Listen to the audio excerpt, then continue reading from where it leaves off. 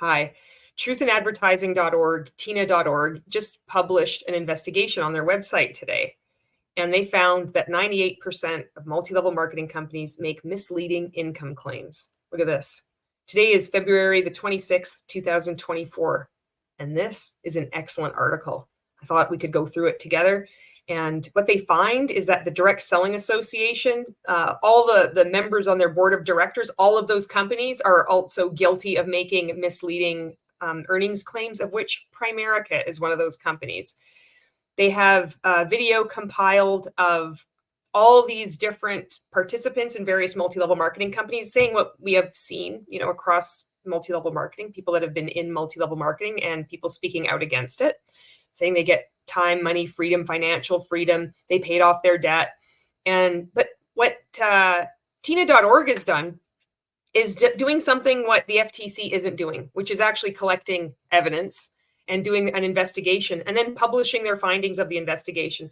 I took a glance at this article beforehand and I actually began recording this and I got so mad. I was like 25 minutes into it and I stopped it and I restarted it. I was getting so mad because realizing how neutered the FTC has become, and it's just been useless. And it's such a slap in the face to survivors that are putting their necks out to speak out and encouraging people to file reports to the FTC when the FTC does nothing. And you look at what tina.org is doing. It's like, why isn't the FTC doing what tina.org is doing?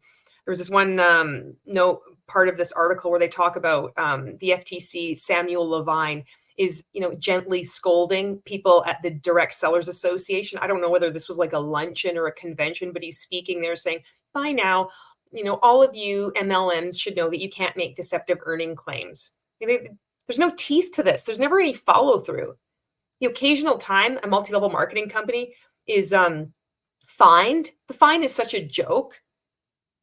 These companies, if they do shut down, or if they collapse, because they're all pyramid schemes, these people, they just start another multi-level marketing company, or the fine itself is such a joke that they just pay it and they just continue to, keep on what they're doing.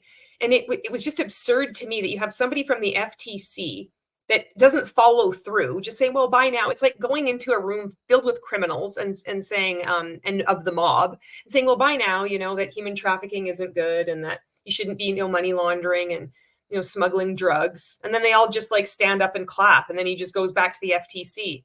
And then they just go continue to do all their MLM sketchy shit.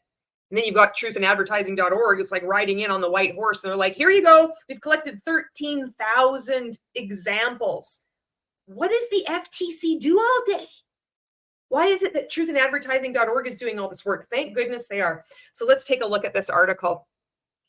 Here it is. MLMs continue to recruit with deceptive earnings claims. And there's a little video here that we can watch, and I'll put it at 1.25 speed. You can see where I already had started to watch it. And I'm going to read out a little bit if you're watching this, and there's going to be some text on the screen and sometimes they don't read it. So I'll read it out. So then if you're just listening to this, you're not actually watching the video, then you're going to be able to know what's going on. So it says expectation versus reality, deceptive income claims in the multi-level marketing industry. And I just want to say too, I'm completely on board with David Brear and Robert Fitzpatrick in not using the business language. As a cult survivor, when people control the language, they control how you think. And even saying it's an industry is like giving this cultic fraud legitimacy. So I don't like the use of the term industry or saying multi-level marketing industry. That's why. And you can hear Robert Fitzpatrick talk more about that. So yeah, I just wanted to say that. All right, so let's get into this. This is the video.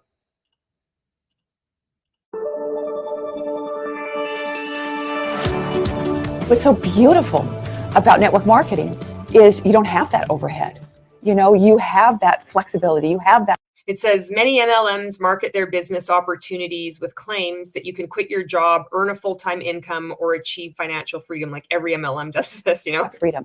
And there's an unlimited income that you can create. My first 3 weeks in business, I personally sold $7,500. I earned nearly $2,000 and started advancing in the pay matrix by sharing the opportunity. One of the things that has just absolutely changed my life through Valara is it's the financial freedom. 15 months after we got started, we actually had enough money to break ground on our dream home that we'd had on paper for 18 years without a clue how we could afford to build it. Honest, there were times that we wanted to quit, but we didn't, and here we are.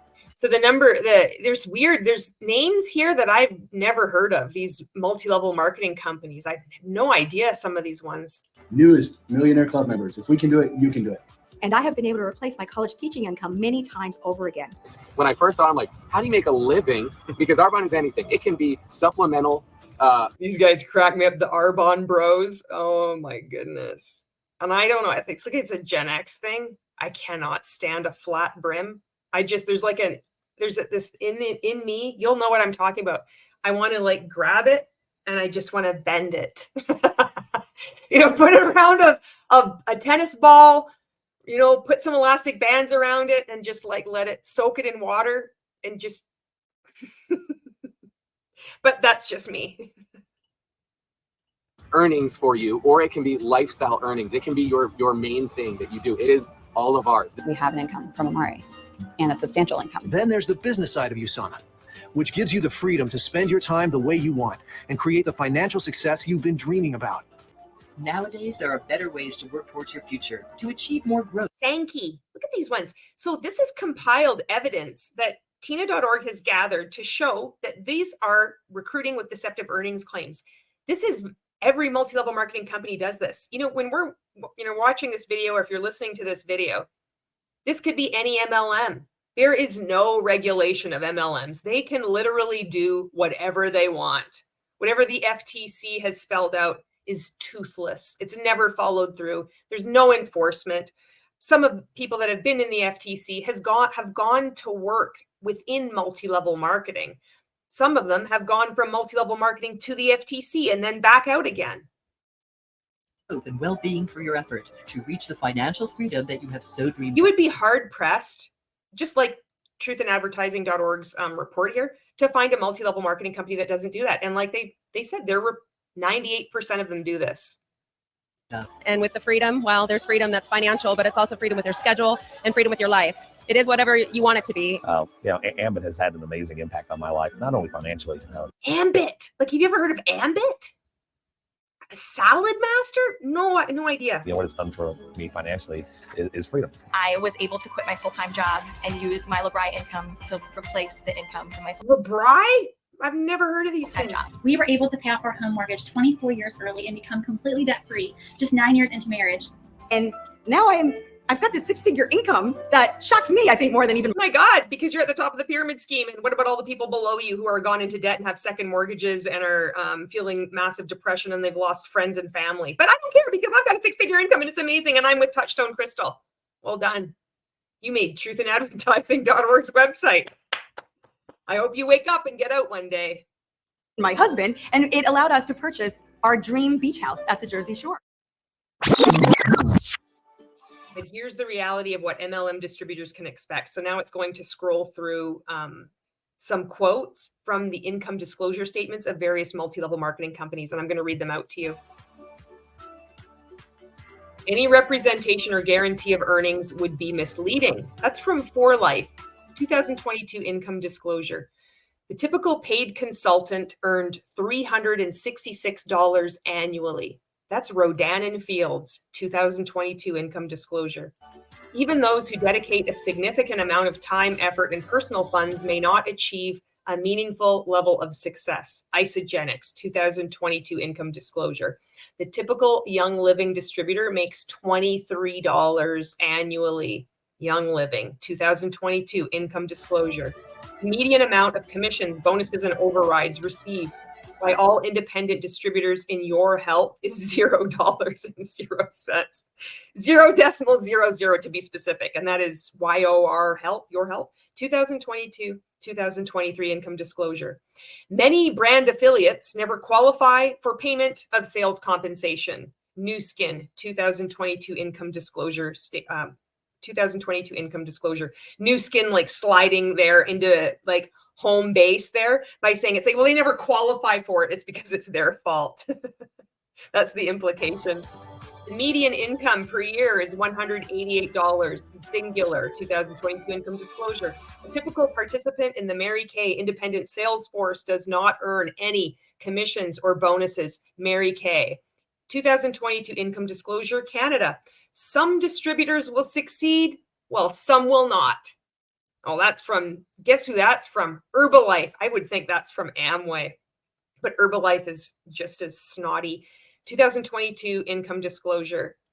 Many wellness advocates do not earn commissions. doTERRA, 2022 income disclosure. Individuals may not earn income and may lose money as an IBO. You would think that was Amway, but no, it's ACN, income disclosure. In 2022, a typical Arbonne independent consultant in the United States earned $172 in commissions and overrides. Arbonne, 2022 income disclosure. The median payment to all distributors was $0. Relive International, 2022 income disclosure. Over the years, Tina.org has documented more than 13,000 examples of deceptive income claims made by the MLM industry. And so then this is the next step that needs to happen, because all this documentation and examples are fantastic, but you'll have the victims, the survivors of these things, they will say that they're actually making money. They will argue, because I was one of them, because I'm in a cult. These things are not an MLM industry, they're commercial cults. This is why they continue to keep people in for so long. This is how they can recruit them into the beginning. They use deception. So yes, there's like the misleading income claims, but that's one small facet.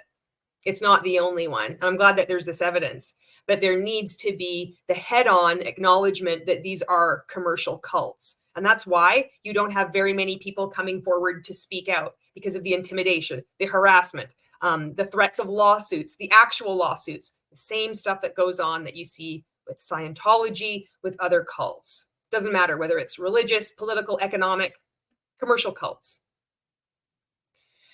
All right. Back to this. Excellent article. So now I'm going to read the article to you. I am in over $50,000 in debt from thinking all the money I spent on my business was a good investment. It was the worst decision. By listening to my upline leaders, I put my blood, sweat, and tears into this MLM. I was promised six-figure income. I was promised yearly trips. I really believed everything they fed us. This consumer comment to the FTC in 2022 exemplifies what a years-long Tina.org investigation into 100 multi-level marketing MLM companies found, that 98% of the companies misrepresented the amount of money typical participants were likely to earn, misrepresentations that are tremendously harmful to consumers. Now, this next part of the article was in my previous first take of this, where I just went off because I was so upset. Just reading that this FTC person was speaking to the DSA. And I think you're going to see why. I know you're going to see why. In 2022, Samuel Levine, the director of the FTC's Bureau of Consumer Protection, stated, "By now and for some time, MLMs should know what the law requires and how to comply with it," noting that false and unsubstantiated earnings claims cause immense harm to consumers and to honest businesses competing for talent. Levine went on to explain that under the FTC Act, any MLMs and MLM participants that make earnings claims must accurately represent their business opportunity and what a prospective participant is likely to earn. The representations must be truthful, non-misleading, and substantiated. Levine made the remarks in a speech to the National Trade Association for the Direct Selling Industry, known as the Direct Selling Association, DSSRC Association. So what was the point of this? You go in to the nest of thieves and you tell them, well, by now you should know by now. And they all stood up and clapped. And then what did they do? They clap each other on the back, take some photos, have lunch, and then they just go back. Well, what was the point of the FTC making a speech at the DSA? Why aren't you doing this investigation like Tina.org is doing? You don't even follow through. Oh, they're making misleading claims. You're scolding them? It's ridiculous. The FTC has been just, you can just see why I'm so mad here.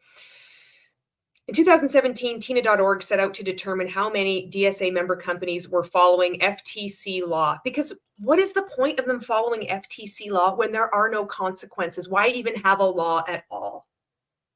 There are no consequences. The consequences are so minimal that 98% of multi-level marketing companies that just Tina.org has investigated are making misleading income claims. That doesn't even count the abuse, the purposeful defraudment, exploitation. That doesn't even count that. That's just this. These things don't need regulation. They need to be dismantled. It's like your Ponzi schemes. Well, we need to really regulate Ponzi schemes. You're going to have the FTC show up at a meeting of all these people that run Ponzi schemes. Probably some of them were in the room when he's talking. It was like, by now that you should know that you shouldn't be running these things. And they're like, yeah, all right. And then see you later. You really can't make this shit up. Okay. That investigation revealed that 97% of DSA members were making inappropriate income claims. And while a lot has happened in the intervening years, Tina.org's latest investigation shows that one thing has remained the same: the practice of recruiting in MLM, I'm not going to say industry, using deceptive and unsubstantiated income claims remains nearly universal, because there are no consequences to this. So why would they change something if there are no consequences to it? They're allowed to do whatever they want. And their victims of these cults will be the biggest defenders of them, saying, you don't understand. This business has literally changed my life. You could say, this business has literally destroyed your finances. And they won't see it because they're in a cult. Coercion, abuse. It's not just being recruited by saying it's like, well, you can earn time and money freedom. There's like this process of being deceived, of being lured in.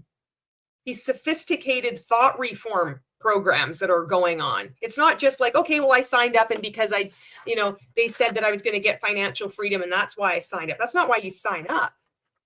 You're like targeted and you're recruited over time. And then you're kept in. This is one, and it's great. It's one small piece of this, and I'm so grateful that they've done this, but, I'm taking this opportunity to just add my commentary to this, because the FTC needs to hear it. If they can get their head out of the DSA's ass long enough to hear what other people, what actually is going on. Okay, Tina.org's latest investigation. This time around, when Tina.org sought to determine how prevalent the use of deceptive earnings claims are in the MLM industry, it not only included every member of the DSA, but also added 7 large non-DSA member companies to its investigation to increase the sample size. Tina.org added these companies because DSA membership has dropped almost 34% between 2017 and 2023, declining from 140 companies to 93. So you might not know this about the Direct Sellers Association, but there's one of these DSAs in just about every country, and multi-level marketing is in every country. So we have one in Canada too. And most multi-level marketing companies are a lot of them are a part of the DSA. So they might pay a membership and they can tell their participants, we're a member of the DSA. So it's supposed to, give you some other additional kind of credibility, but it's just, it's just another level of scam, So some multi-level marketing companies are not a member of this DSA, Direct Sellers Association, but a lot are. I know at one time, and I don't know whether it was last year or 2 years ago, there was some course that the DSA was selling. And I think if you were in multi-level marketing company, you could pay, I don't know, $99 or whatever, and take a course and then pass it. And then they'd give you some certificate. And you could be like, look at me, I'm an ethical multi-level marketer. What does it mean? It means you're still in a pyramid scheme. You're still defrauding people. You're still in a racket, a cultic fraud, So that's what the DSA does. So what the DSA does is they get this, a lot of these companies are represented and then they lobby the government. They pay off people. That's what they do. That's why they're still in existence. These organizations have a lot of money. Tina.org goes in like a wrecking ball. Okay. specifically using the June 1st, 2023 DSA membership list and adding EXP Realty, Tupperware, Legal Shield, Prove It, doTERRA International, Monate Global, and Vita Divina. Tina.org investigated the 100 companies and found that 98% were making misleading income representations in 2023. That's just last year. Tina.org has collected more than 2,000 examples dating from 2018 to the present of companies and or their distributors making inappropriate earning claims on their websites and social media platforms. And I'm just curious, in that length of time from 2018 till present, how many of these have the FTC collected? How many of these have the FTC even looked at when people have made reports on their website using their link? Do you even know, or does it just get deleted? What are you actually doing in the FTC in regards to multi-level marketing pyramid schemes? Other than a token appearance at the DSA, giving them a gentle scolding, a gentle finger wagging. And then what do? Nothing. Nothing goes on. And then you get a pay raise, and then you have a meeting. And you all talk to each other and say, well, it's not my job. This is so difficult. This is so sad. We're underfunded, but we just don't really care. You want to go meet at the DSA next week and make a speech? Yeah, I do. It'll look really good for optics. This despite the fact that DSA President Joseph Mariano was quoted in 2019 as saying, anyone who's saying that you're going to make a lot of money with an MLM is not telling the truth. Oh, no shit, Sherlock. This is the president of the DSA dropping that truth bomb. Wow. You can't even make this shit up. Claims that Tina.org has compiled range from assurances of being able to quit your job to earning a full-time income to achieving financial freedom. There are also more modest but still deceptive claims of making an extra income or supplemental income. More on this point in the next section. You know, this is important to point out. Every anti-MLM content creator has seen and shown you so many instances. Basically every video that any anti-MLM content creator ever reacts to ticks these. It says, quit your job, earn a full-time income, achieving financial freedom. That doesn't even count all of the other things that multi-level marketing participants do. And what has the FTC done about it?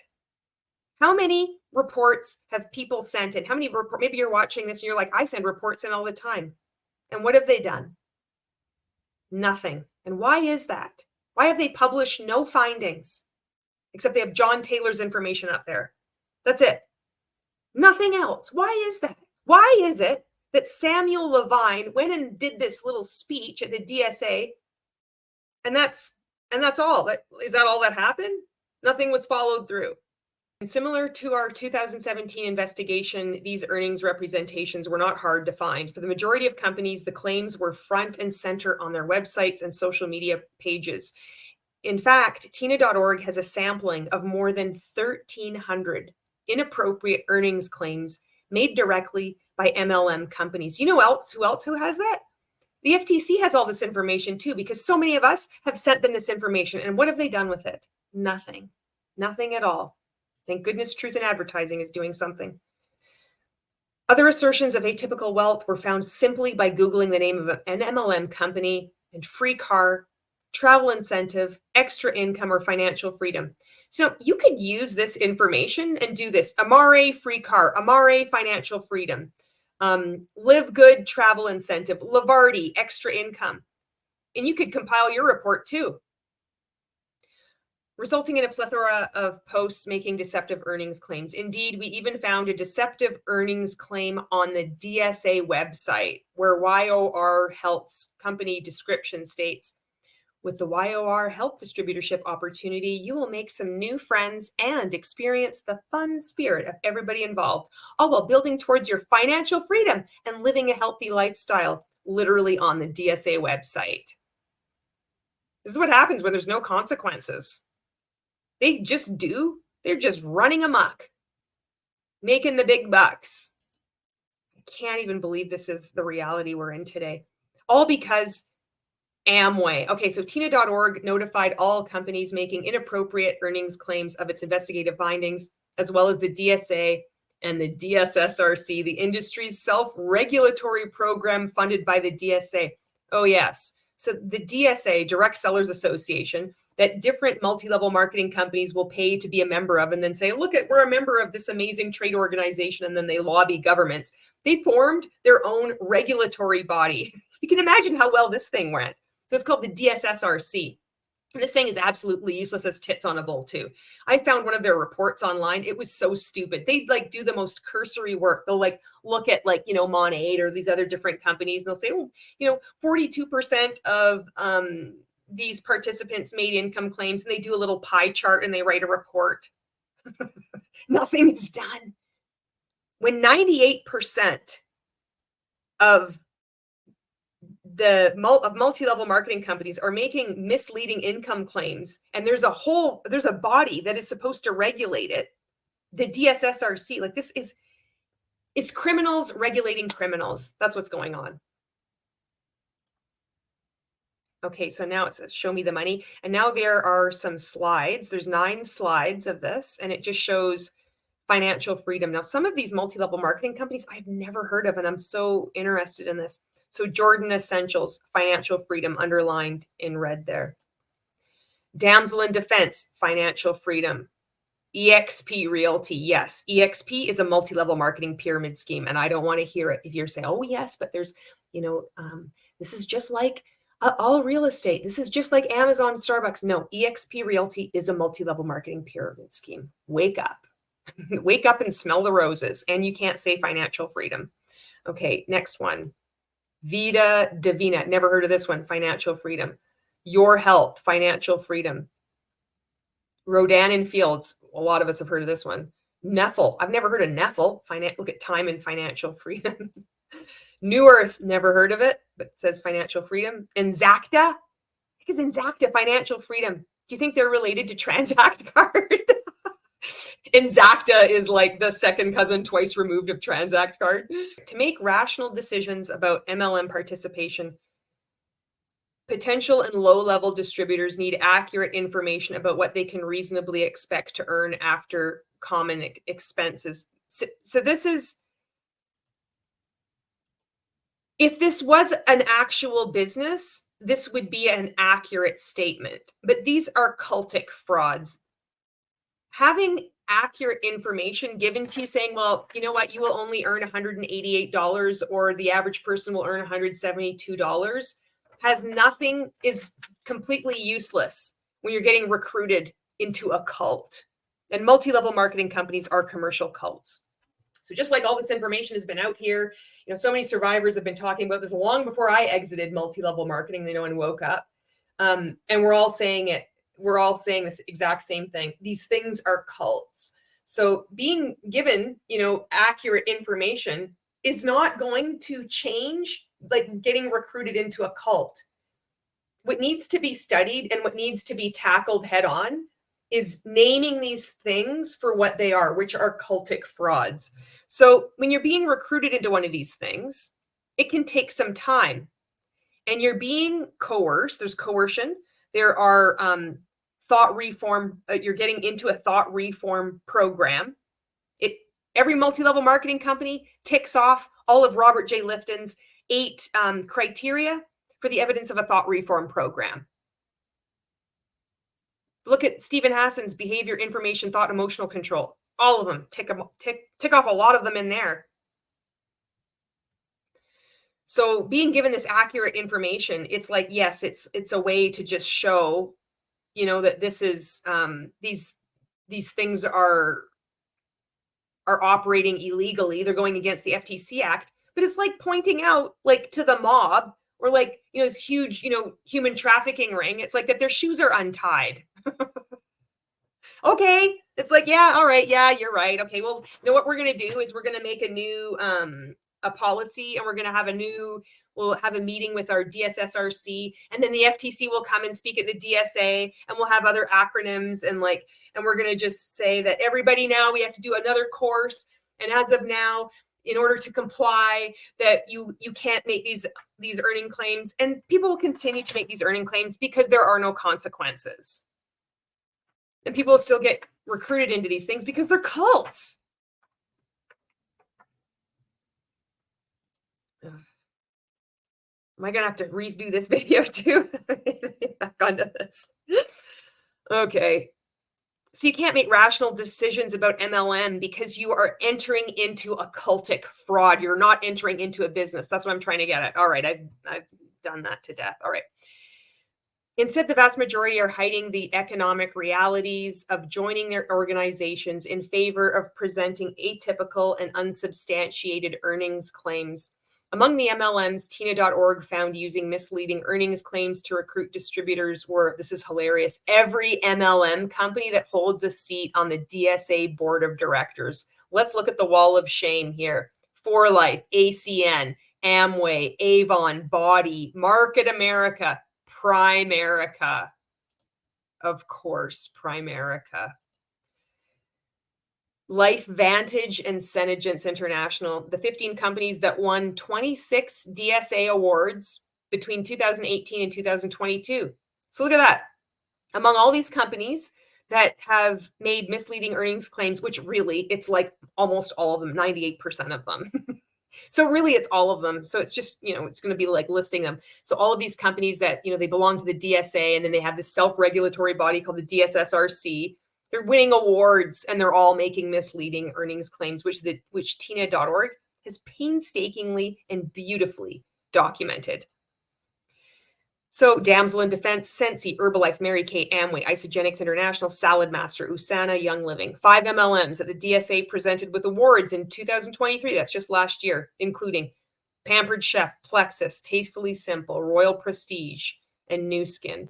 100% of DSA's current 24 top-selling members based on a 2021 net sales, including Ambit Energy, Vector Cutco, Medifast, Octavia, Princess House, 31 Gifts, and Singular. Note, Unique is no longer a DSA member company. Each of the additional 7 MLMs added to Tina.org sampling, which included eXp Realty, Tupperware, Legal Shield, Prove It, Monate Global, and Vita Divina. MLMs that received a warning letter from the FTC during the COVID pandemic, including doTERRA, Modere, Arbonne, and Rodan & Fields. What did that do? Oh, there's some pressure. It's like, oh, hey guys, we actually have to do our jobs. Let's write a letter and send it out to MLMs. And what are they going to do? Nothing. Here we are, 2024. You're going to make a speech and you're going to send letters. And maybe every once in a while you collect $51,000 for each claim on one company. What a joke. The incompetence, the active incompetence and ignorance and just looking away that the FTC has exhibited for decades is just astonishing to me. Okay. To view a sample of inappropriate income claims made by the 98 MLM companies and divisions of companies, click here. So you can actually go click there. Let's actually just like click here and just see. Look at this. Brands. Show more. Let's just take a look. Look at it. It's all alphabetized. Why doesn't Tina.org work? Like they just take over the FTC. Look at this. Look at this. Look at what these guys are fucking champions. Truthandadvertising.org. Can we just get you in to Canada's Competition Bureau and the FTC and just do like a full sweep and be like, okay, roll up your sleeves. All right. This is what we're going to do. You're going to do this. You're going to do that. Nope. You're going to scratch that luncheon at the DSA. You're going to do this instead. No, you're not going to be sending out letters. We've got this to do. Oh, this is beautiful. Look at this. Look at how well presented and organized this is. This isn't difficult to go through. Look at this. We're only on J. Look at that. Juice Plus. Oh, look at Market America, Melaleuca, Monate's Tales Mess. This is funny. Melaleuca, New Earth, New Skin. Look, I want to go through all of these. This is just such a sight to behold. Well done, truthandadvertising.org. Showing up like a fucking boss. Look at this. Talk Fusion. I've never even heard of some of these. Look at the Avon. Oh, it's because it starts with a T. Tupperware, Traveling Vineyard. I think, look at Zervita. There we go. Wow. So impressive. If you haven't checked out truthinadvertising.org yet, I mean, you got to take a look at their site. This is just, I'm so impressed. All right.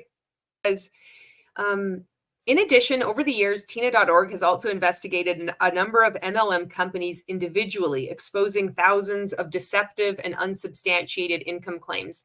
Some of the companies examined include IM Mastery Academy, Beauty Counter, and Pure Romance, companies which were not part of this investigation. To learn more about other MLM income claims investigations by Tina.org, click here.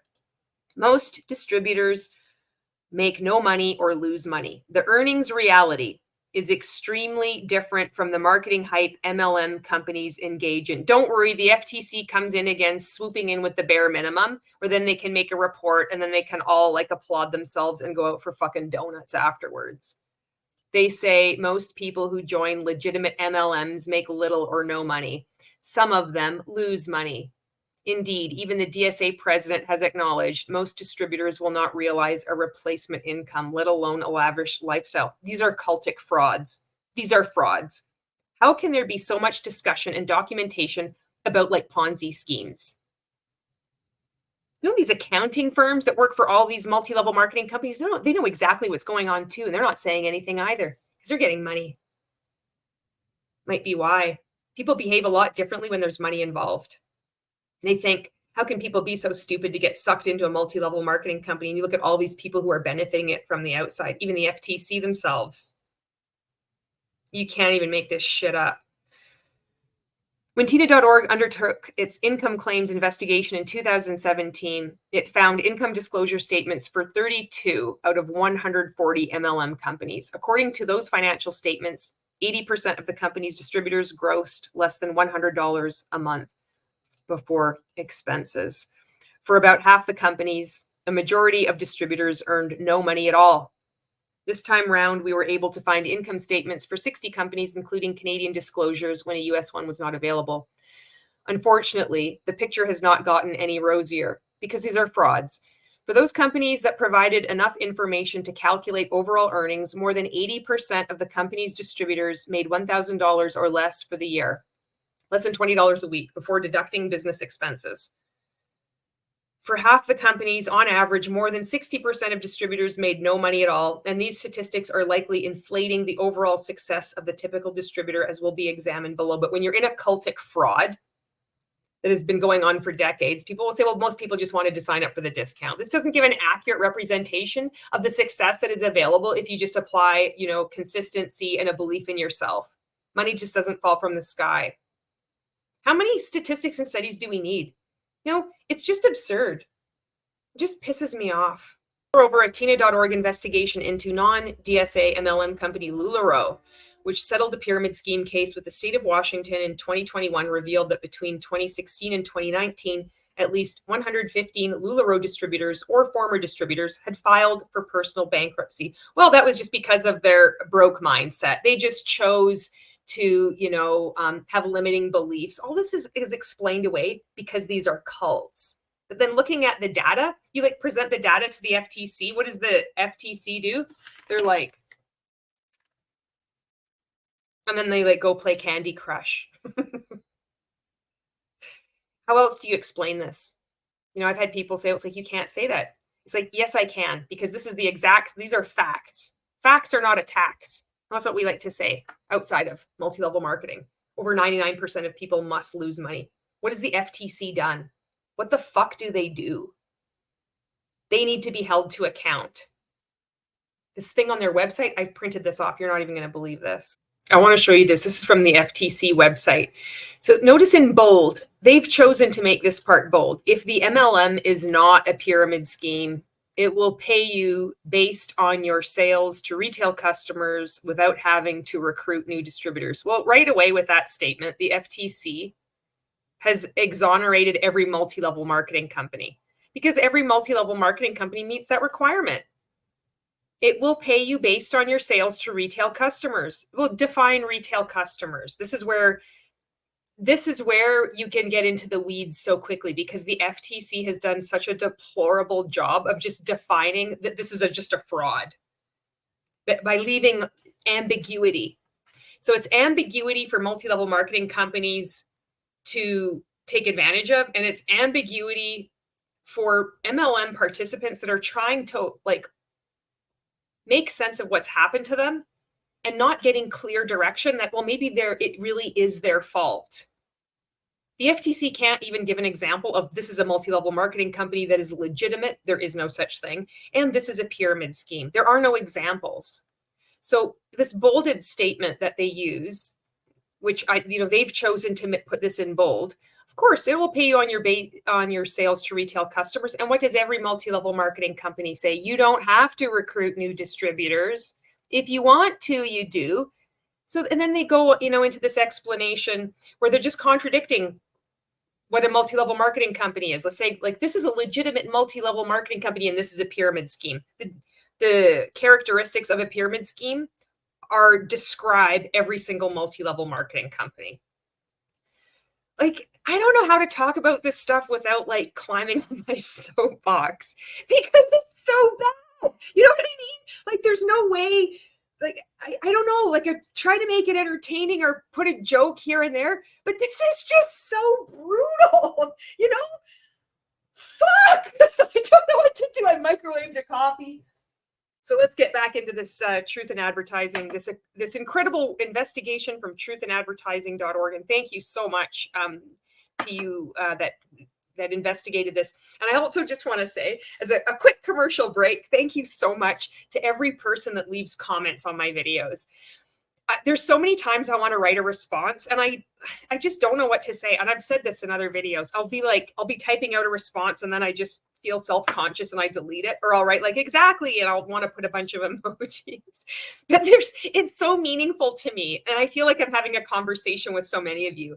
And your comments, it doesn't matter if they're lengthy or short, but each one of those comments are providing social proof for people that are waking up and exiting from multi-level marketing companies. And we go into the comment section, we're like learning how to behave, because this is what we do when we're in multi-level marketing. We're looking around at other people in the group and we're taking our cues from them. It's like, oh, this is what you can say. This is how you behave. This is what you don't do. And it's like the same thing going on outside. So the comments are so important as any piece of content. That's what I see. So thank you so much. All right, let's get back to this article. I had a little bowl of chili too. I had to break, had a bowl of chili, microwaved a coffee, and I have a gut bomb broiling on with all the inner turmoil I've got, all the rage against the FTC and multi-level marketing. And I'll hold out hope for the FTC, but we'll see. You know what? It's like words mean nothing. Actions mean everything. I mean, that's like in the words of Randy Schroeder himself from Transact Card. Watch, don't look at what I say, look at what I do. Well, we're looking at what the FTC is doing, and they really don't do anything at all. Prove me wrong. These findings are further supported by consumer survey studies. AARP, by the way, I'm friends with them on TikTok. I haven't been on TikTok for a while. I may be taking like a couple of years off that. But anyway, oops, wrong thing. I'm all messed up now. I just realized I was sharing the incorrect tab. All right. Okay, we're back on track. Okay, AARP published a consumer survey in 2018, and that found nearly 3/4 or 74% of MLM distributors lose money or make no money. And a 2018 survey of more than 1,000 MLM participants conducted by Magnify Money found similarly dismal results. The typical participant earned $18.18 a month before deducting business expenses. Giving these data, even MLM marketing claims that distributors are making supplemental, extra, or modest income, or just income are misleading. Yeah, they're outright lies. Nobody's $18.18. Or in the case of however you pronounce that company, $0, 0.00. Imagine the person that was in charge of that. It's like, we need to be accurate. It's 0.000. Herbalife just gave up. They're like, some people make money and some don't. Herbalife doesn't give a fuck. They're like, we went up against Bill Ackerman and we won. So fuck it. Fuck you. We're here for the long haul. Okay. I meant to say Bill Ackman, not Bill Ackerman. My apologies. Okay, back to this. Back to serious anti-MLM advocacy now. All right.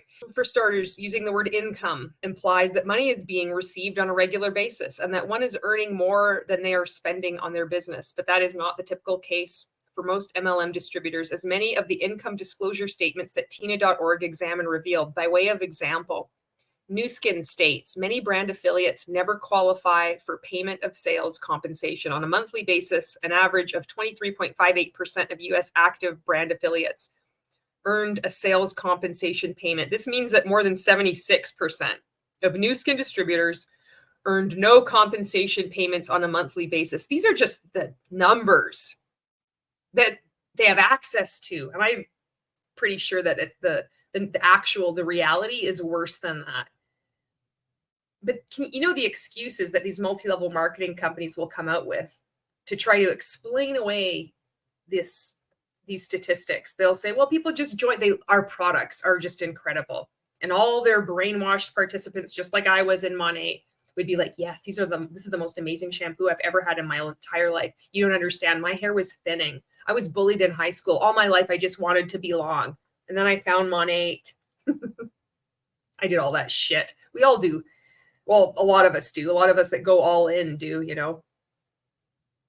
Even people that have been in for like 1 month or 2 months, 3 months, they feel like they need to apologize sometimes. It's like, I was only in for 3 months, but it was just so gross. It's like you were part of a cult too, Okay. Forever Living writes in its disclosure statement that in an average month, 89.8% of purchasers globally did not receive any meaningful compensation or earnings from Forever. Isn't it interesting that they call their distributors purchasers? That's because most of the purchases are done from the distributors. Immunotech's 2021 income disclosure statement indicates that more than 75% of distributors earn nothing, $0 for the year. But you don't understand. Most of our representatives, they just sign up for the discount. They shouldn't even be counted in these statistics because we need to just make it look like this is an actual business model and not just a fraud. And the FTC is like, okay, that sounds good. We like that. Can I come to your luncheon and make a speech and then I can get paid for it? I'll just show up there and the FTC will cut me a check that day. I'll be able, what is your food allowance with the FTC? You're going to order a steak, baked potato with sour cream and chives.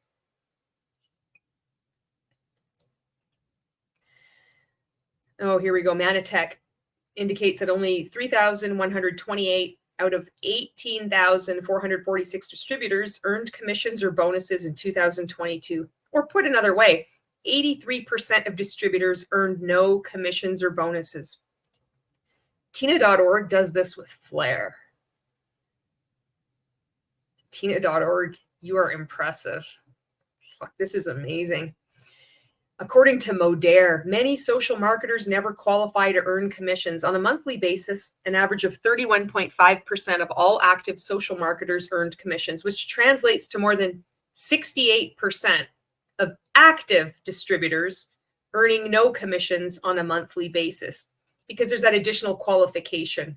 In order to reduce the pool of what's going to make their statistics look worse, they'll try to say, well, these people aren't active. They just signed up for the discount, or they're not really trying to work their business, or whatever excuse they're going to come up with. So they'll make this category that you need to be active. Well, what is it to be active? You probably have to spend, with Monat, you have to have it would be $220 a month Canadian, or 200 PV, which you don't have to spend if you have retail customers or VIP customers. So Modere is like, well, of those ones that are active, even when they're trying to make their statistics look better, it still tanks. I can't wait for more and more people just to wake up about this, for this to be put into schools, for people to be educated about this. It's how to recognize a pyramid scheme. They come in all shapes and forms. In fact, your math teacher might be trying to recruit you into one right now. And I'm saying that in jest, but it does happen. There are teachers that are involved in multi-level marketing companies, and they do recruit students. Okay, here we go. Neora indicates that in 2022, 64.6% of active U.S. brand partners did not earn any cash commissions. Neora was, the FTC tried to like bring down Neora, but because the FTC can't make a distinct, like cannot pin down that multi-level marketing companies are pyramid schemes, they hung themselves by their own rope. So Neora can proudly say, no, we're a legitimate multi-level marketing company. The FTC tried to take us down, but we won. The FTC got exactly what they wanted. They have spelled this out for years and have done nothing. And then they try to make this case against Neora. Big fucking surprise, it didn't work. I remember I had a chat with Robert Fitzpatrick about this before I had my interview with him. Learned quite a lot from a lot of people speaking out long before I've ever been. I still have a lot to learn. Anyway, okay.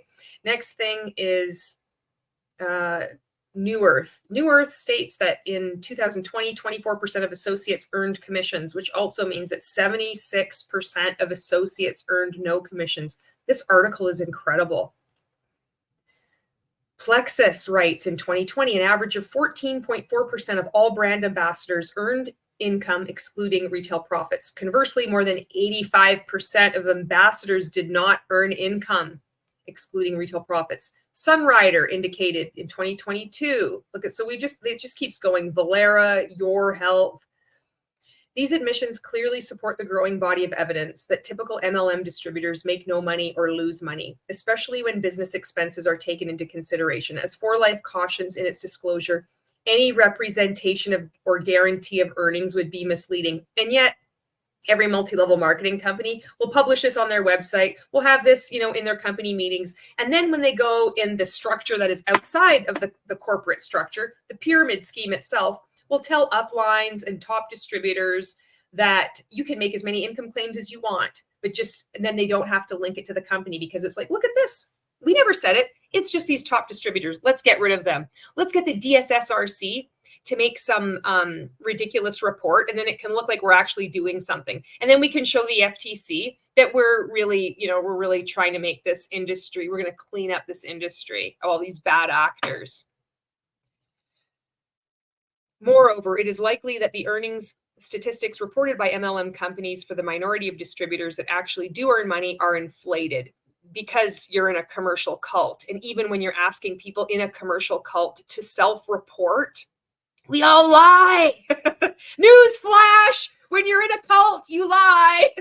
And here's the thing, you don't believe you're lying because you're brainwashed. I could have looked you right in the eye, and I did. I was very convincing when I was in MLM.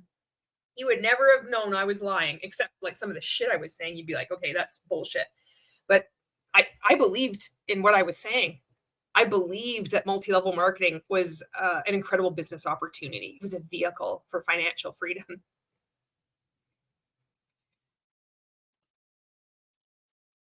Most of the disclosure statements reviewed in this investigation selectively manipulated the data. Oh, fuck, Tina.org is amazing.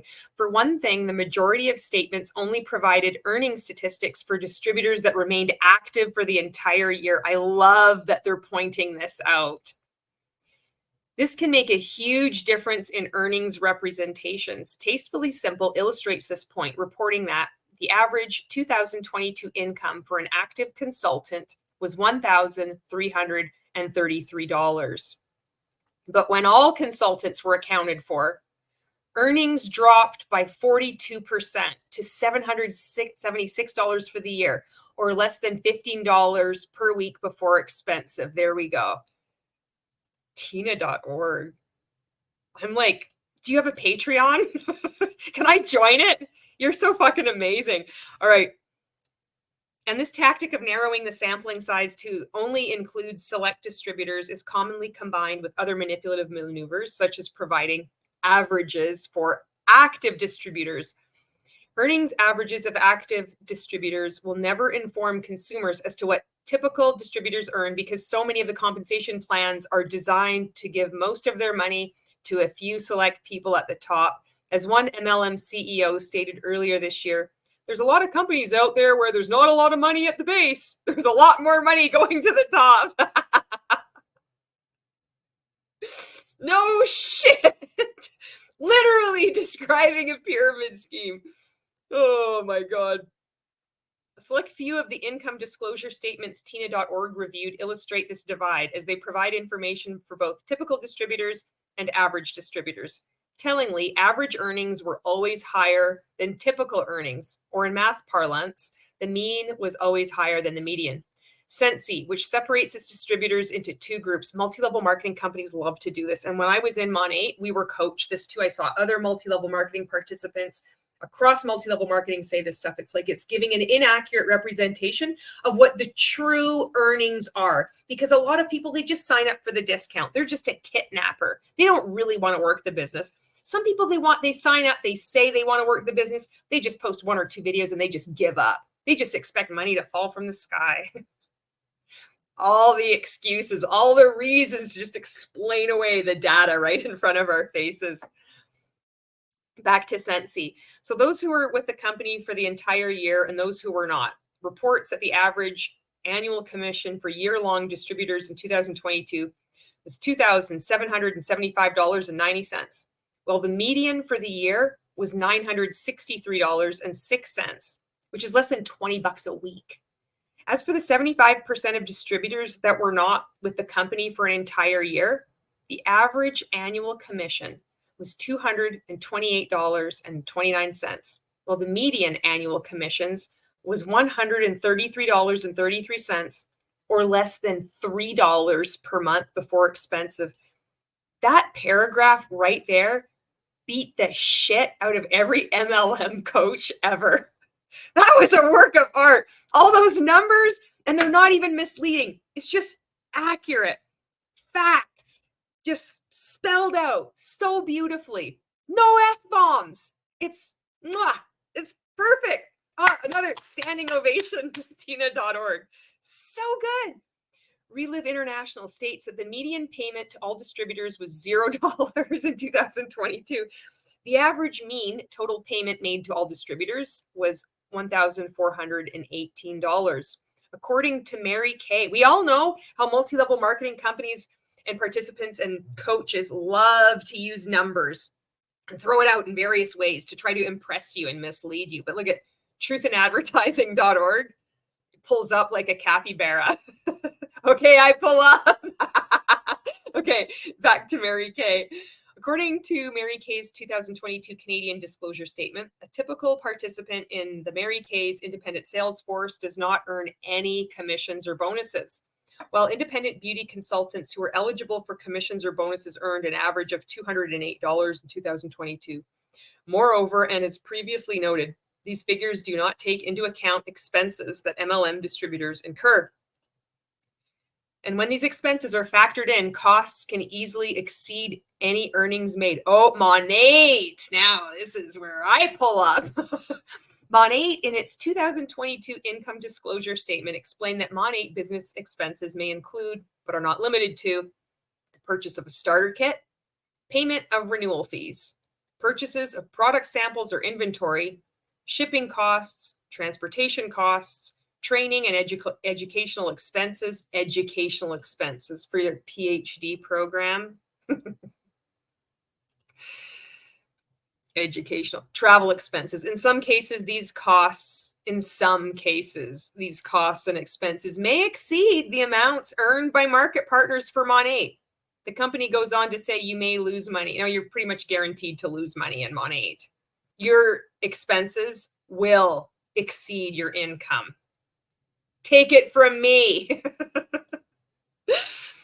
An ex-Rodan and Fields distributor told the FTC in 2022 of her experience with expenses. I never received any information on the amount of money I would have to spend to keep my account active each month, or how much I would have to purchase in samples to get new customers. I was told I just had to buy the product pack and I would be set. This was not true. After spending $1,000 on the initial product pack, I was encouraged to buy more product each month to keep rank and stockpile every time there was a sale. I had to pay to go to convention as well. I ended up losing thousands of dollars and making nothing. At Immunotech, Tina.org's investigation found low-level distributors are told that conventions are not optional and that the investment you make in events is nothing compared to what you are going to see in your business. Oh, I heard that too.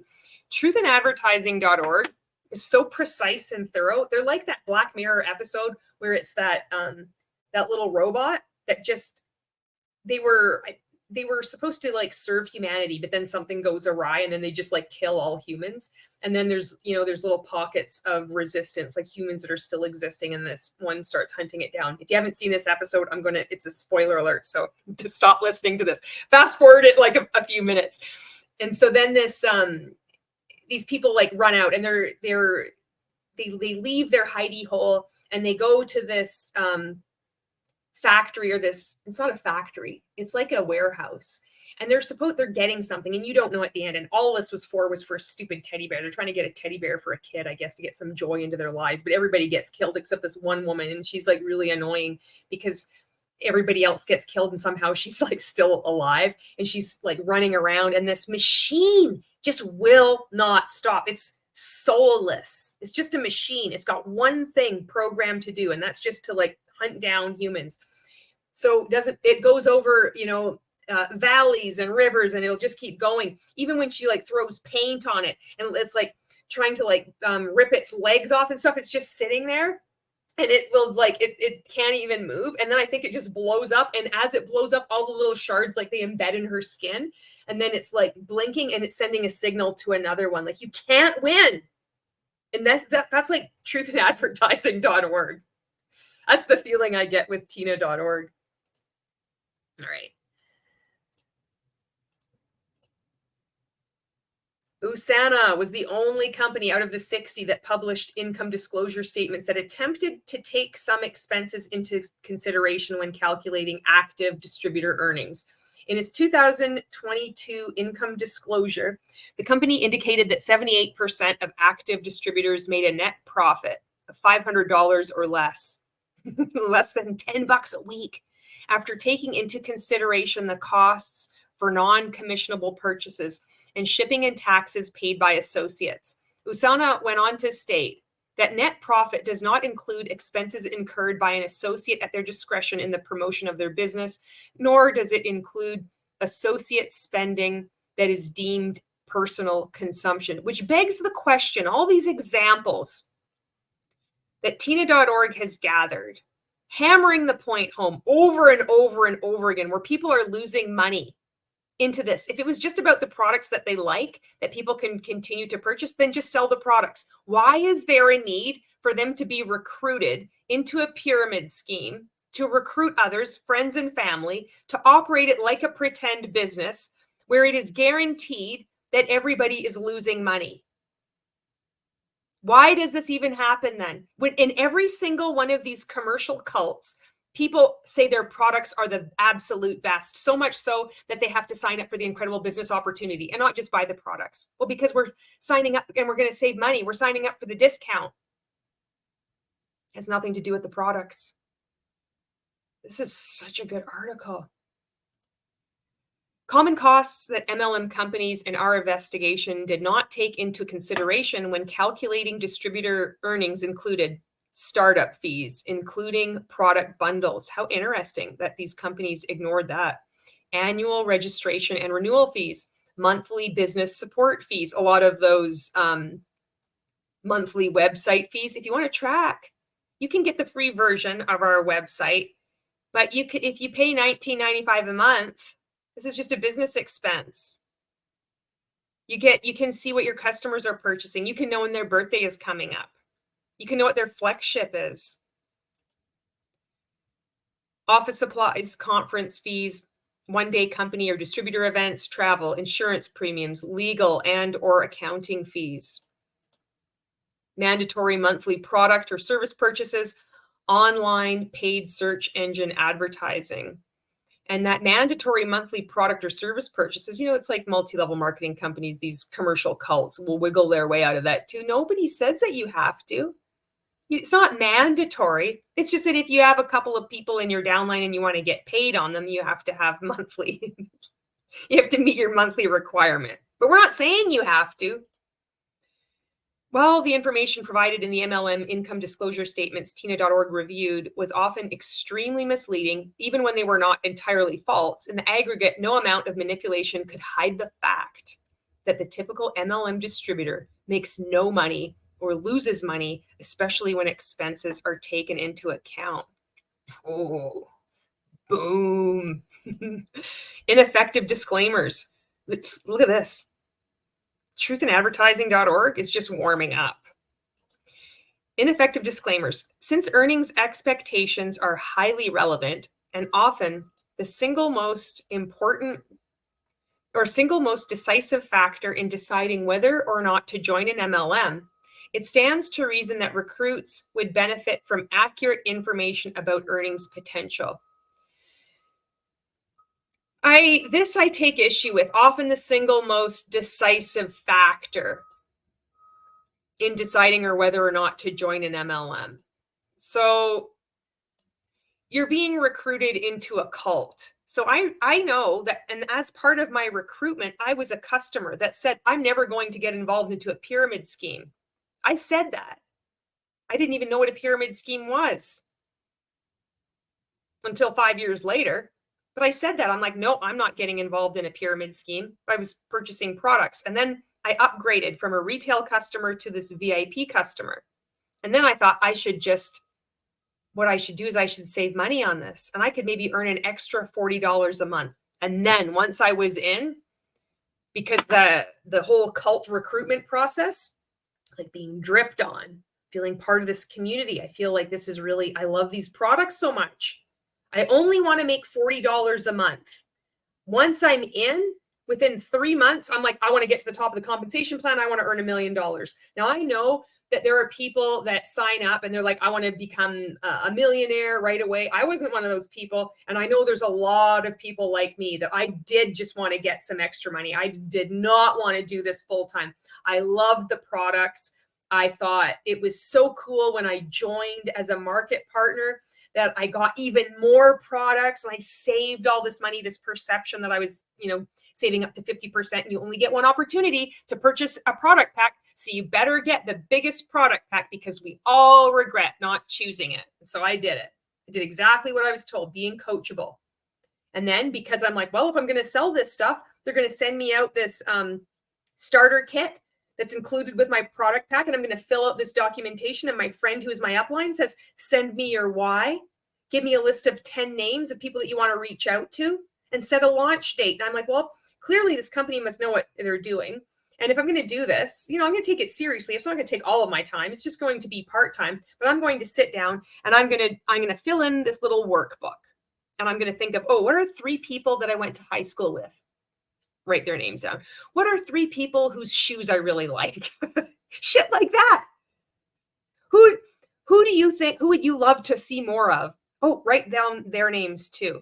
And it was in that process, I became all in. I didn't start off becoming all in. I became all in once I was in.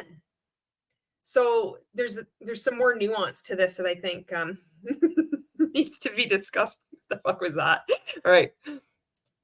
But as a general matter, when MLMs market their business opportunity, they fail to disclose what the typical distributor earns. But see, this is the thing, even when they would, even if they did, so say, just say like you could wave a magic wand and MLMs are going to disclose exactly what's going to happen. How are they going to disclose it? Now the recruitment process is going to change. You're going to be added to a pre-enrollment Facebook group where you will be love bombed, because you have to keep in mind, these aren't just companies, they are commercial cults. So the information like this is just, there's going to be another level of deception. It's like, oh yeah, well, we told you. Look at, I just did a video yesterday about Transact Card Finmore, where they have this little, blurb at the beginning, duty of care. Okay, now we can make all these insinuations, implications that you're going to get to the top of this compensation plan. It's like you're given the accurate information, but can you actually see it? Because you've been you're being coerced. Coercive control is taking place. can give people, even if you could give people as much accurate information as you want, they're not even going to see it because it's too late. They've gone through all these other hoops in order to get into this thing. Like, just seeing this, it's like it's not going to mean anything because they see their friend whose hair looks amazing and is thick and glossy, and you're like, I want that hair. And they're like, well, you know, these aren't typical earnings. And, you know, they say that most people don't earn anything, but you know, and I know it's all about really working hard. I know what you're capable of, Julie. If you just put your head down and go, look at what you accomplished in your life before. Counteracts any logic, any facts, you know. But it's a good step in there. It's a good step in the right direction, I think. Anyway, all right. Okay. Instead, the vast majority of companies opt for generic fine print disclaimers. Do not provide any substantive information, but do provide active distributors and the company with the option to blame the recruit, true, if or when they fail. It's always when they fail.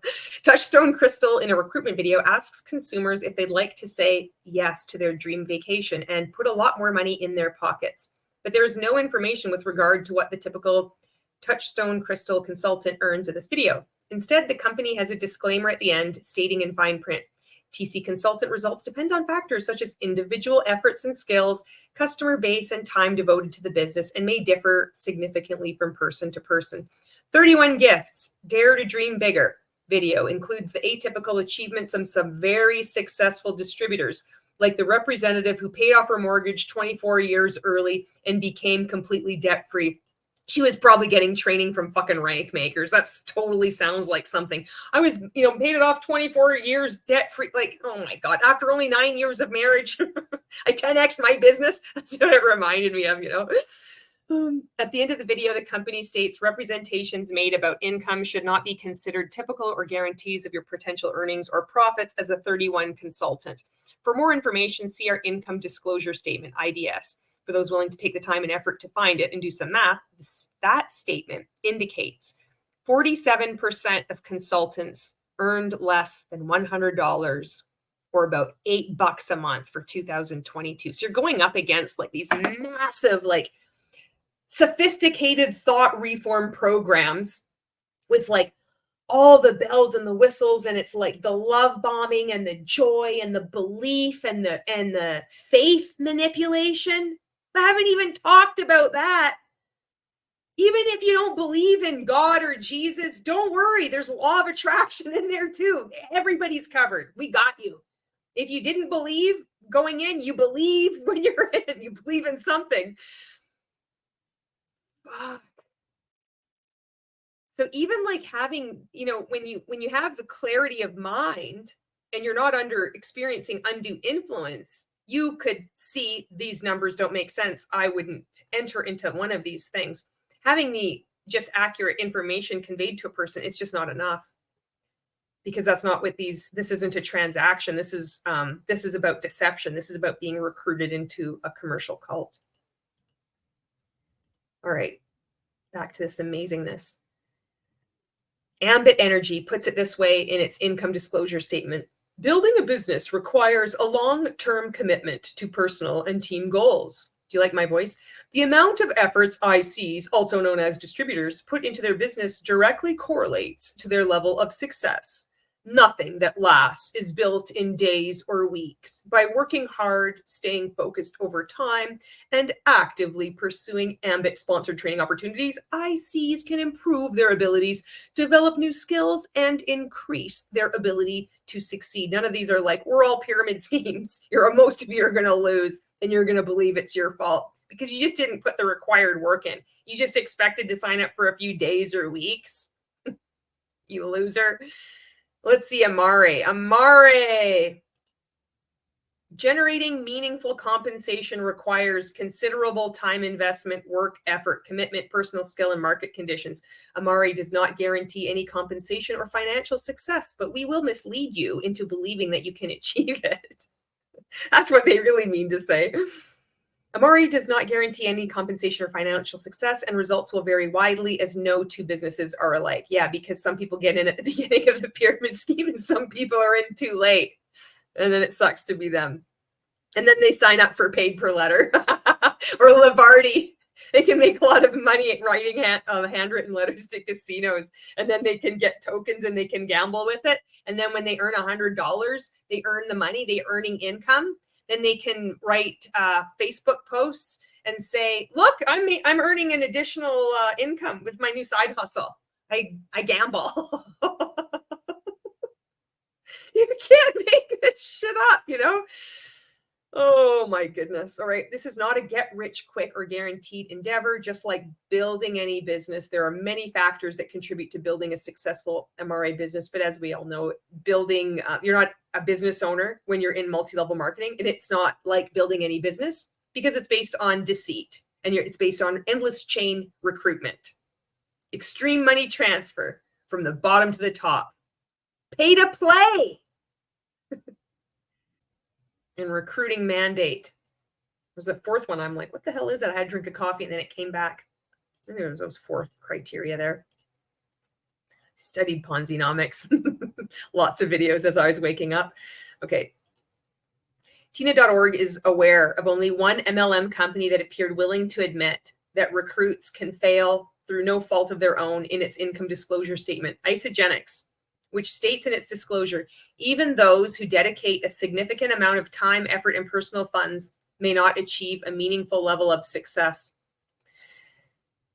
And because most MLMs do not clearly and conspicuously disclose what a typical recruit earns, the majority of MLM participants come to regret their choices. The 2018 AARP study referenced above found that nearly 2/3 of MLM participants, or 65%, would not rejoin the same MLM knowing what they know now. And 62% would not now be interested in joining any MLM. Further evidence of distributor regret stemming from an ill-informed decision is the fact that most participants do not stay on for long. 25% of MLM participants surveyed by AARP reported participating for less than 6 months, 44% for less than a year, and 68% for less than 2 years. According to the AARP survey, it appears that in many cases, participants' change of heart is linked in substantial part to gaining a more accurate picture of actual earnings and realizing that you're in a commercial cult and that you have defrauded people, you've been exploited, and maybe you have also abused people and you have been abused as well. So it could be like psychological, emotional abuse. Over half, or 52% believe that the company's representations of their chances of financial success were not too accurate or not at all accurate. 40% felt that the company had misled them. More than a third, or 36% of those who left MLMs cited earning less than expected as one of their reasons for leaving. 29% agreed with the statement the commission structure mostly benefited those at the top and not me. Only 29% agreed with that. And because the rest of them, they're like still believing that there's something wrong with their mindset. It should be 100% because this is how this is set up. This is just like saying that the top of the pyramid is pointy. It's like 29% of people agreed that the top of the pyramid is pointy. It should be 100% of the people recognize that, you know, but these are cults. In sum, many recruits would make different decisions about MLM participation and spending if they were better informed about the earnings potential. Industry responds. Tina.org received responses from a number of companies regarding its findings. For example, Monate, what did Monate say? Monate said it is committed to presenting the business opportunity accurately and fairly and in a way that complies with the law. Says the fucking MLM that had Stuart McMillan as your president, who is the head of Telex Free, a Ponzi scheme in 2014, the interim CEO of Telex Free that was shut down as a pyramid scheme. A few months later, Monate picks Stuart McMillan up and says, "You want to be our president?" And he's like, "All right, let's go." Before that, he was president of like Arbonne Canada, whatever. Monate. Oh, they do it accurately and fairly and in a way that complies with the law. The MLM said it will remove any inappropriate posts identified by Tina.org. Neora said while its compliance department reviews the examples of deceptive income claims provided by Tina.org, it will work with the DSSRC to ensure our adherence to the law on acceptable income claims. Well, we already know that all of the people on the board of the DSA, including Primerica, all make misleading income claims. So like working with the DSSRC, the self-regulatory body created by the DSA, it's like, Neora's like, don't worry. Tina.org, Neora just doesn't give a fuck anymore because they already won against the FTC. So Neora is like the multi-level marketing company to join because clearly this is a level playing field. This is another unicorn MLM. It's not a pyramid scheme. It's a legitimate one. Look at Advocare. It says even Advocare. Advocare said it will conduct an investigation and share the results with Tina.org. What the hell is this? I thought Advocare was shut down as a pyramid scheme, or it let go. It changed its model. What's going on with Advocare? Is Advocare back in the news? Does anybody know? Tina.org also reached out to the DSA and DSSRC for comment on its latest investigation into deceptive earnings representations in the direct selling. I'm not saying that. We have yet to receive a response from either group. You probably won't receive a response. I love that they send out these, I wonder what their letters like they send out to people are so professional. They're probably just shitting their pants too, and they receive it. The DSA and the DSSRC are like, oh, let's just ignore it. They just call their buddy at the FTC. They're like, did you get it too? It's like, yeah, just ignore it. They'll just like have to make another report in another 5 years. Nothing will change. Maybe it'll like inch up to 99%, you know, and it's still everybody's fault that's a participant. Regulatory changes are afoot. For far too long, the MLM, cultic fraud, has been able to avoid regulatory oversight at the expense of vulnerable and susceptible consumers who are struggling to make ends meet. According to a UC Berkeley professor of business, MLM recruiting is aimed at people who are at vulnerable places in their lives. Perhaps someone who's in a lot of debt, just had a baby, or lost a job. Well, we need to expand this because this is a tired narrative. And while it may be true, there are much bigger, broader pieces to this because your altruism could be preyed upon. There are doctors, lawyers, and accountants that are recruited into multi-level marketing pyramid schemes because these are commercial cults. It's not just about being vulnerable at a certain time of your life because you've had a child, because you have debt, because you've had a loss in the family. It could be that your altruism is being preyed upon. It could be as simple as that.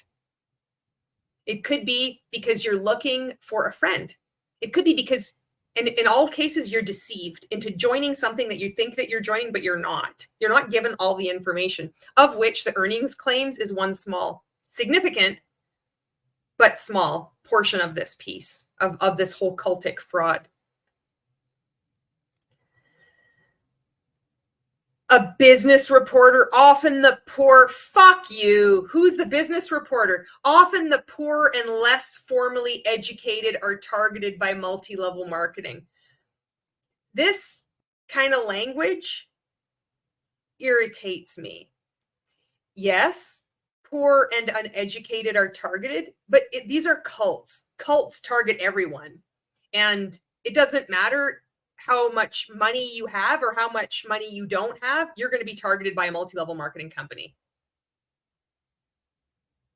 So it's kind of like, this is kind of like victim blaming. It's like that sly victim blame. Well, often it's the poor and the uneducated. So what we got to do is we got to make more education. It's like, no, we've beat this fucking horse to death. It's not just the poor and uneducated. It's not just people with the same fucking 3 things that they say over and over again, that they need help paying their bills, that they're like saving money for a wedding. All of these things is what we use to like, we would use these as opening things to like have conversations with, like to try to get people into Mon8. But it is not just solely those things. It is much broader. You can be going through your life and everything is just great, and you just decide to just go out. You turn left and instead of you turn right one day. You join a yoga class. You join a fucking yoga class and you're having fun. And before you know it, you're in an MLM. And it wasn't because that you were in debt. It didn't matter. You were trying to pay your bills. Like, you joined to get in shape and you were deceived. You were conned. You were misled. It wasn't even that you were given inaccurate earnings. You were going to do something entirely different. And you were roped in. of which, you know, these earnings claims and these other things can play a piece. But this is so much bigger than this. And it's time that this was all brought out into the open. The cult piece, it's like, this is what it's like. I see the FTC, I see, you know, these conversations going on, these business reporters, these fucking academics that are like talking about the same three fucking things that everybody talks about. Oh, you're vulnerable, you're at this vulnerable point in your life. This is like the story of these people that are studying other people. They're like, you know what? Let's send them cans of fucking like powdered milk. And they have studies and they have meetings and they're all patting themselves on the back. And none of these fuckers thought to study the actual people, only to realize once they send out all this powdered milk, nobody can drink it because they're all lactose intolerant. That's what this shit reminds me of. You have all these survivors out here making videos, doing interviews, podcasts, like writing articles, writing books, and it's this surprise. It's like, we need to talk to somebody who's not in this at all, who's a professor that says, well, you know, actually, it's like, are you fucking kidding me? You know, this just irritates me. It's 2024. And it still needs to be written up in a report as if like to tell people, okay, well, this is actually what's going on.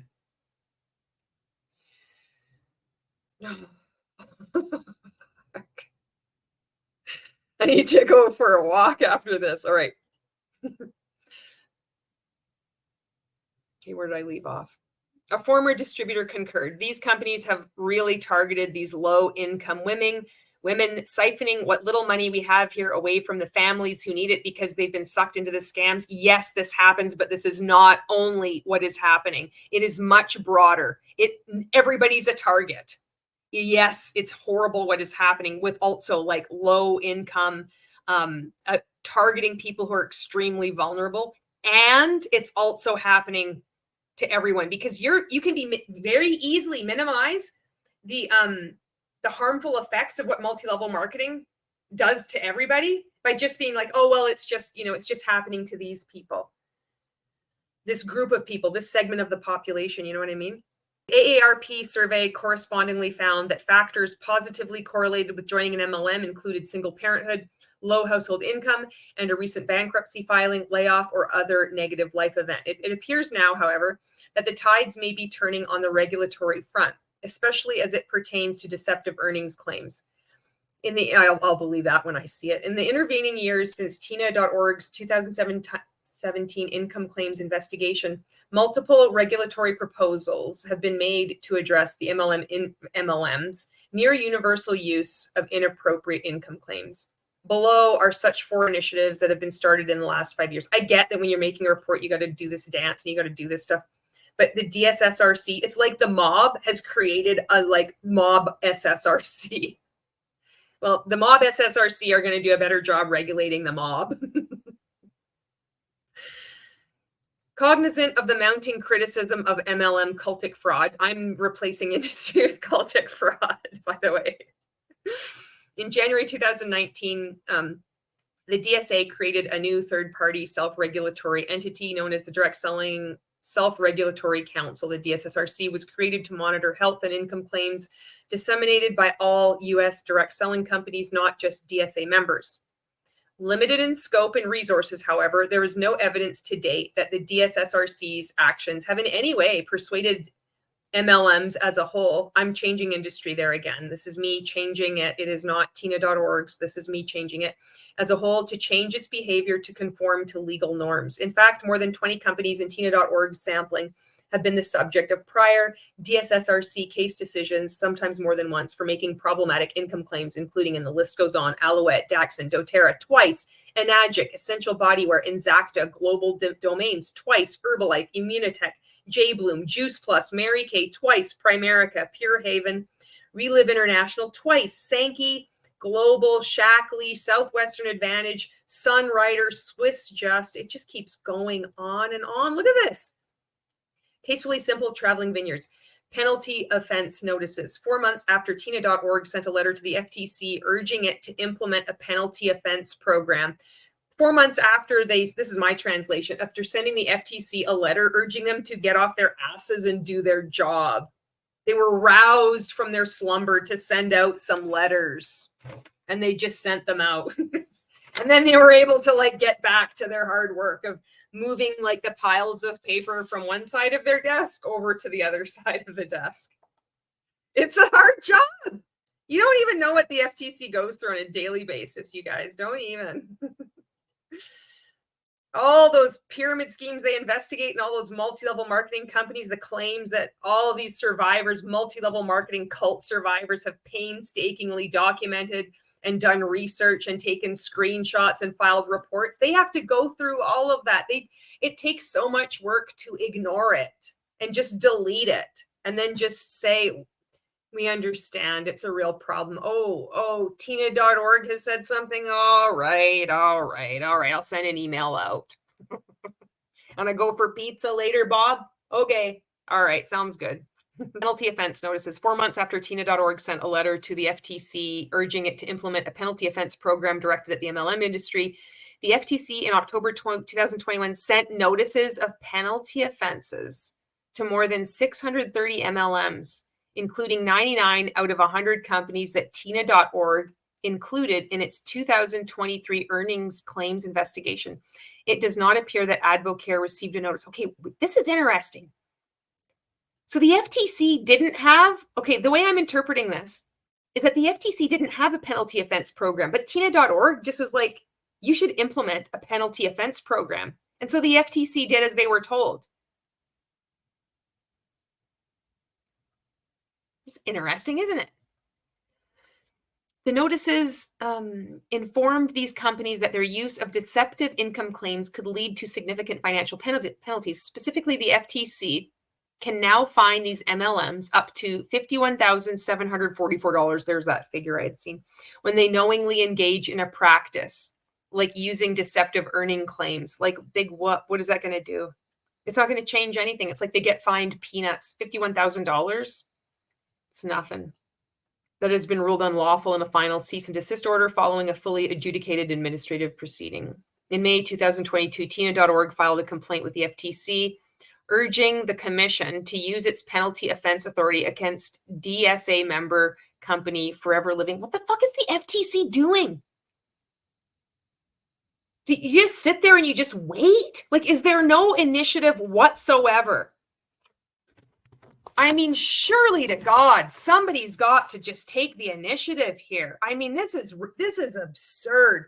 You know, there are people in positions in various industries that take more initiative than these cush jobs at the FTC. How is it that truthandadvertising.org has to prod these people into doing just their fucking jobs? Oh my God. Earnings claim rulemaking. Recognizing that it cannot reimburse victims of deception using its penalty offense authority in March 2022, the FTC published an advance notice of proposed rulemaking, asking if it should implement a rulemaking concerning deceptive and unfair earnings claims, which would permit the agency to not only penalize bad actors, but also compensate victims. In response, the FTC received more than 1,600 comments, with a substantial number of those comments focused on deceptive earnings claims made within MLM, including one from Tina.org urging the FTC to initiate a rulemaking prohibiting deceptive or unfair earnings claims, and the following comment from a former distributor. I am a former market partner with Mon8 Global. I was part of the company for nearly 4 years. I was regularly encouraged to share how Mon8 had helped me pay off credit card debts, car notes, or bills, to encourage people to join my team. The problem was I was told to share this even if it was not true. I was frequently bullied and ostracized or insulted if I did not agree to push the narrative that the company was financially taking care of me when in fact it was not. And I just want to go back up here. This whole thing about the FTC publishing advanced rulemaking. Would you publish advanced rulemaking to regulate Ponzi schemes? Let's just remove, because the FTC on your own site has John Taylor's study showing that a no product pyramid scheme compared to a multi-level marketing scheme. Multi-level marketing scheme, this fraud, has a higher rate of failure. Most people are losing money, guaranteed, than anything else. then Ponzi schemes, then no product pyramid schemes, then gambling roulette at Caesar's Palace in Vegas. And you're like, oh, let's make a rule. We're going to have a rule where you can like show these income claims. It's like, are you fucking kidding me? How hard is this? You see somebody like stealing your car. It's like, oh, there's somebody stealing my car. Well, let's have a meeting about, you know, it's like if people need a ride, maybe they can catch the bus. It's like there's somebody stealing your car. This isn't addressing what's going on. These things are frauds. All right. Anyway, business opportunity rulemaking. This makes me mad too. I remember this. I was one of those people that actually had left one of those comments.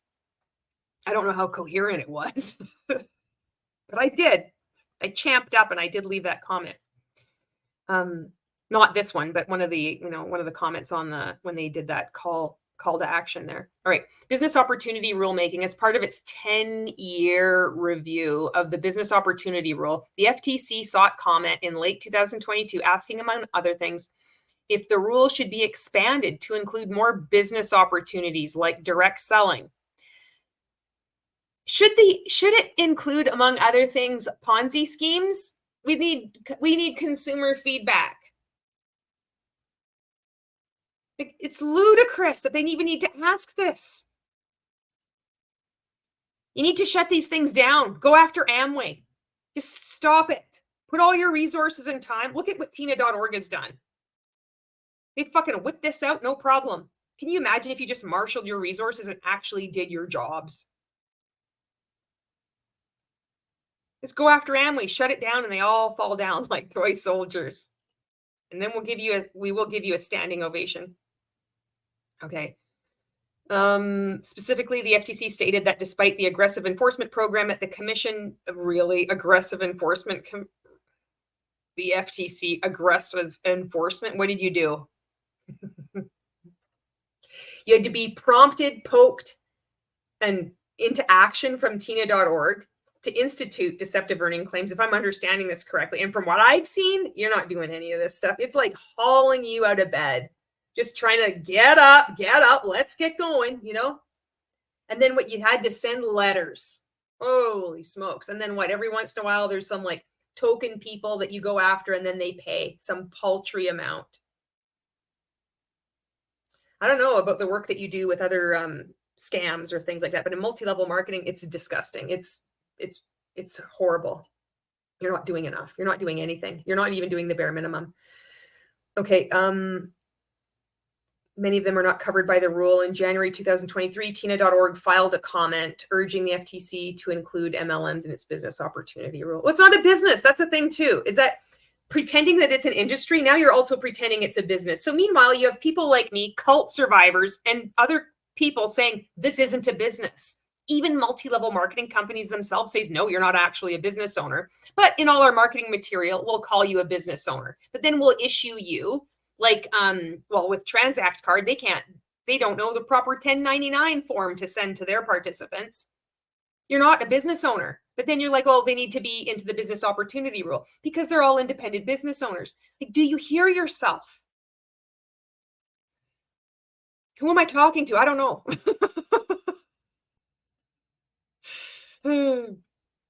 Okay.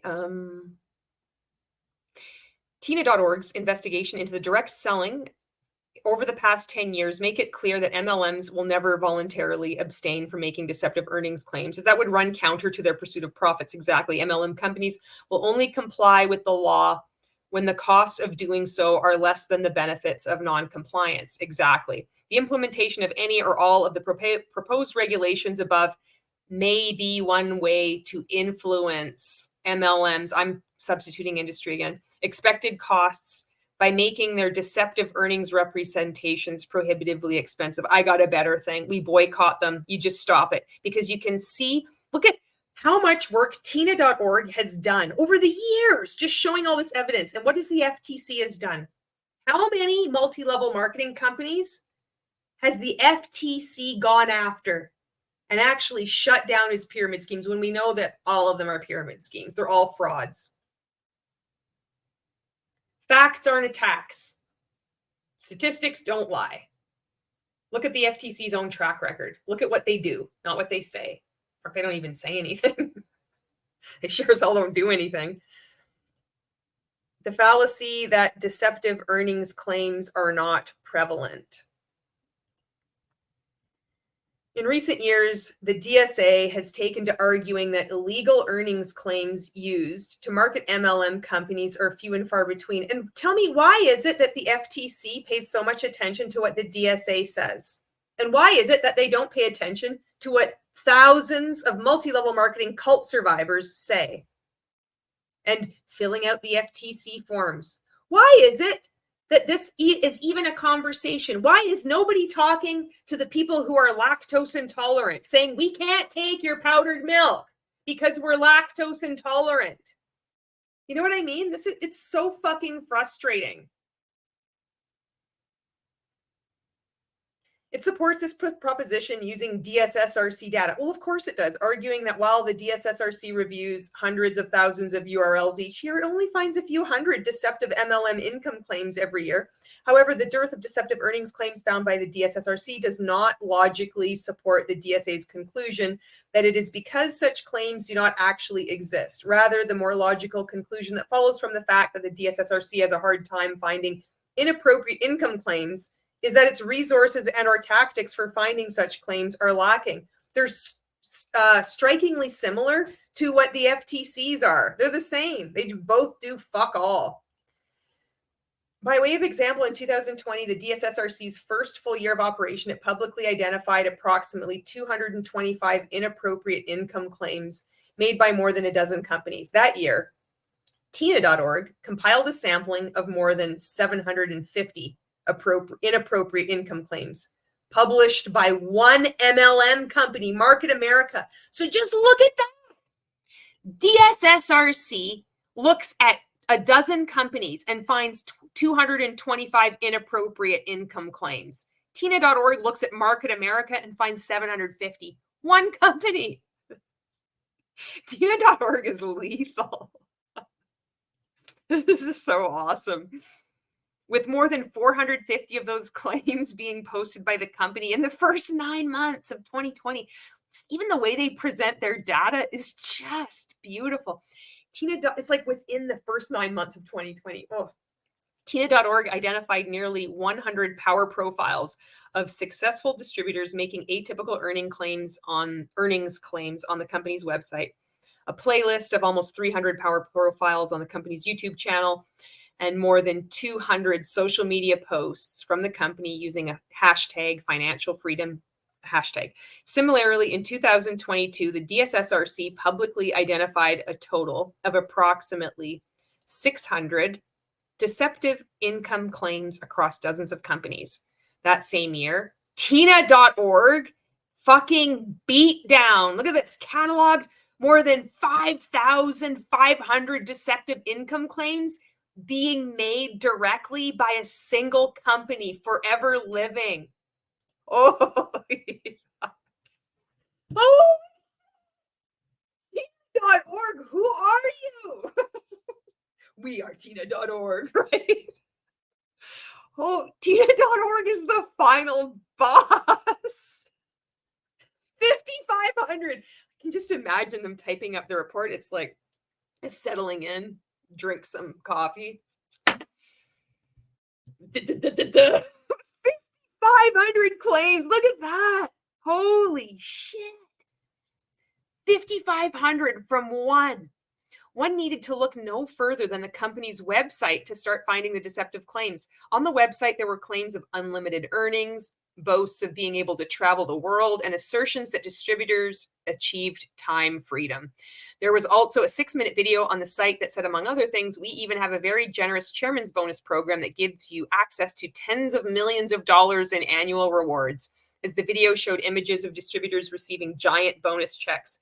In addition, the website linked to an incentives brochure, which contained captions such as "Show me the money," along with images of large checks, amazing travel destinations, and luxury items such as cars and yachts.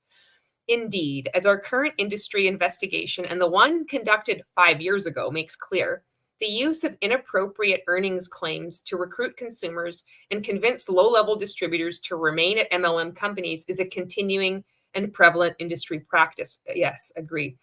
Over the years, Tina.org has identified more than 13,000 instances of MLM companies and their distributors using atypical income representations in their marketing materials, reached out to hundreds of direct selling companies, asking them to stop violating the law. And what is the FTC doing? The FTC is sitting there like a bump on a log. And Tina.org is writing in, hello, can you please stop violating the law? Fuck. Oh my God. And urged compliance with the law at several MLM industry conferences. I wonder if they spoke after the dude from the FTC. Can you imagine? Tina.org. I bet you they fucking wet their pants when Tina.org enters the room. It's like laser focus. Like, good evening, gentlemen. Ladies and gents. Rest assured, Tina.org's efforts will continue for as long as it takes to ensure that reliable and accurate earnings information is available to all consumers in order for them to make informed decisions about whether or not to join or stay with any MLM company. And as part of making an informed decision, you need to be aware that these things are commercial cults. And that's what I'm going to end with. So, see, it was a hell of an article. This was a hell of an investigation, and I'll put that link in the description below. This is another long video, but I wanted to go through the article in its entirety, and then I had to add my commentary because that's what I do. So huge thank you to Tina.org. And I've only been out since December 2021. I've got a lot to learn about all this nonsense that's been going on, but I do know what I've been through, and I know what my friends have been through. I know what I've been through, not only when I was in multi-level marketing, but then speaking out against it and then helping others exit. They exit on their own. I can be there as a support for them. What I've learned creating content and encountering cult tactics, flying monkeys, harassment, intimidation, that kind of shit. This is earnings claims is one thing, but now it's got to open up into the much darker, deeper world of what these things actually are, which is commercial cults. Thank you very much for watching this video, and I will see you in the next one.